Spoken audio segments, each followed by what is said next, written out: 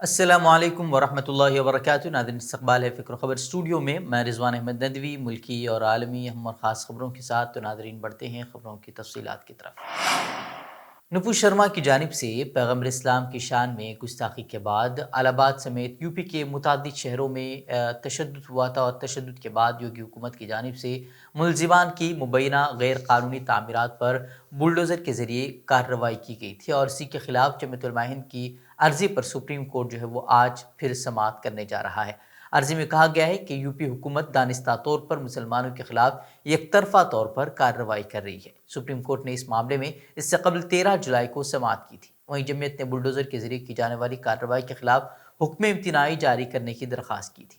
وہیں supreme court نے stay order جاری کرنے سے انکار کر دیا تھا. تاہم اس معاملے میں تمام فریقین سے جواب داخل کرنے کو کہا گیا تھا. اس معاملے میں حکومت کی جانب سے پیش ہونے والے سالیسیٹر جنرل نے کہا تھا کہ قانونی طور پر کی جا رہی کارروائی کو سنسنی خیز بنانے کی کوشش کی جا رہی ہے. پھر بھی عدالت عظمیٰ جب سماعت کرے گی تو ہم اپنا موقف پیش کریں گے. اس طرح کا بیان سالیسیٹر جنرل نے پیش کیا تھا. وہیں جواب میں جمعیت کے وکیل دشن دوے نے کہا تھا کہ ہو سکتا ہے کہ غیر قانونی تعمیرات منہدم کی گئی ہوں.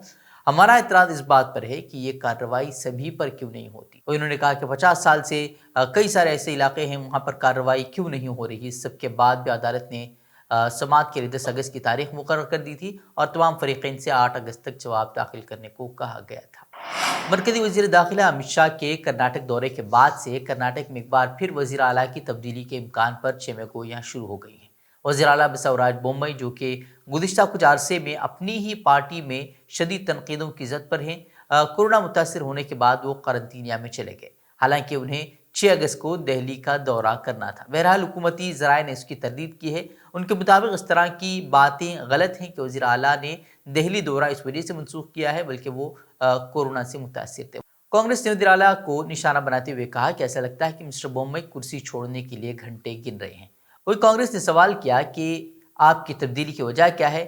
کیا آپ کی انتظامی ناکامی ہے یا لیڈروں کے درمیان لڑائی ہے یا پھر بی ایس یڈیورپا کا غصہ ہے؟ وہی کانگریس نے وزیر اعلیٰ پر طنز کرتے ہوئے ٹویٹ بھی کیا کہ کٹ پتلی وزیر اعلیٰ بومئی اپنے راستے پر ہیں. وہی کانگریس نے پی ایس آئی کی بھرتی، منشیات کی فروخت، جعلی کرنسی اور بٹ کوائن جیسے مختلف گھوٹالوں کے لیے بی جے پی حکومت پر بھی تنقید کی اور الزام لگایا کہ بومئی حکومت ان گھوٹالوں کی حمایت کرتی ہے. وہیں کانگریس کے الزامات کے درمیان بی جے پی کے سینئر لیڈر اور وزیر ریونیو آر اشوکا نے کانگریس کے الزامات کو مسترد کیا ہے. انہوں نے کہا کہ کانگریس اپنا اندرونی انتشار چھپانے کے لیے اس طرح کی غلط خبریں پھیلا رہی ہیں. انہوں نے چیلنج کیا کہ وہ یعنی کہ کانگریس 2023 کے اسمبلی انتخابات کے لیے وزیر اعلیٰ کے امیدوار کا نام دے. وہیں کانگریس پر جوابی حملہ کرتے ہوئے وزیر صحت کے سدھاکر نے بھی کہا کہ پرانی پارٹی چیف منسٹر کی تبدیلی کا خواب دیکھ رہی ہے. بہار میں آج نتیش کمار نئے اتحاد کے ساتھ وزیر اعلیٰ عہدے کا حلف لیں گے. وزیر اعلیٰ نتیش کمار نے این ڈی اے سے اتحاد توڑ کر آر جے ڈی کے ساتھ ہاتھ ملا لیا ہے. انہوں نے بہار کے گورنر سے ملاقات کر کے 164 اراکین اسمبلی کی حمایت پر مبنی خط بھی پیش کیا ہے اور حکومت سازی کا دعویٰ بھی کیا ہے. وزیر اعلیٰ عہدے سے اپنا استعفیٰ انہوں نے منگل کو گورنر کے حوالے کر دیا تھا. حکومت تشکیل دینے کا دعویٰ پیش کرنے کے بعد نتیش کمار میڈیا سے مخاطب ہوئے تو انہوں نے کہا کہ ان کے پاس 164 اراکین اسمبلی کی حمایت موجود ہے. دوسری طرف R J D leader Tejashwi Yadav نے بی جے پی پر زوردار حملہ کرتے ہوئے کہا کہ بی جے پی جہاں بھی رہتی ہے، جس کے ساتھ رہتی ہے، اسے ختم کرنے میں لگے رہتی ہے. پنجاب دیکھیے، مہاراشٹر، پورے شمالی ہندوستان میں اب بی جے پی کا کوئی بڑا ساتھی نہیں رہا ہے. وہیں ایک طرف بہار میں جس طرح کی تبدیلی دیکھنے کو مل رہی ہے تو اس سے اتر پردیش میں سماجوادی پارٹی کے حوصلے بھی بلند ہوتے نظر آ رہے ہیں. وہیں ایس پی صدر Akhilesh Yadav B J P J D you اتحاد کے ٹوٹنے کو ہندوستانی سیاست کے لیے بہتر شروعات قرار دے رہے ہیں. انہوں نے کہا کہ یہ اختتام کا آغاز ہے. ایک اچھی شروعات ہے جہاں دل اکٹھے ہو رہے ہیں. آج کے دن دیش کی جنتا طے کرے کہ بھارتیہ جنتا پارٹی کا صفایا ہوگا، اور صفایا اس لیے ضروری ہے، ایک ایسی پارٹی جس نے کالے دھن کے نام پر ووٹ لیا ہو، کالا دھن نہیں آیا، نوٹ بندی کر کر کے جنتا کو پریشان کر دیا، کاروبار ادیوگ برباد ہو گئے، جی ایس ٹی دودھ دہی پر لگ گیا ہو، نوکریاں ہیں نہیں. اکھلیش نے عوامی اداروں کو کارپوریٹ گھرانوں کے ہاتھ فروغ کرنے پر حکمران بی جے پی کو نشانہ بنایا اور کہا کہ جس طرح بھگوا پارٹی سرکاری اداروں اور ریلوے، ہوائی اڈوں اور ایئر لائنز کو بیچ رہی ہے، ایک وقت آئے گا جب لوگوں کے ساتھ غلاموں جیسا سلوک کیا جائے گا. اور यूपी के बरेली और वाराणसी अजला में मुहर्रम के जुलूसों के दौरान मंगल को हिंदुओं और मुसलमानों ने एक दूसरे पर पथराव किया है। बरेली के मजुआ गांव में कुछ हिंदू बाशिंदों ने जुलूस के दौरान डीजे के इस्तेमाल की शिकायत करते हुए कहा कि एक नई रिवायत कायम हो रही है और इसी दौरान जो है वो झगड़ा हो गया और झगड़े के दरमियान एक दूसरे पर पथराव होने लगा। इस तरह की बातें सामने आई हैं। वहीं अफसरान ने झगड़े की इत्तला मिलने के बाद वो मौके पर पहुंचे और उन्होंने कहा कि किसी भी सूरत नई रिवायत को कायम होने नहीं दिया जाएगा। वही पुलिस ने यह भी कहा है कि अगर किसी ने नई रिवायत शुरू करने की कोशिश की तो उसके खिलाफ सख्त कार्रवाई की जाएगी।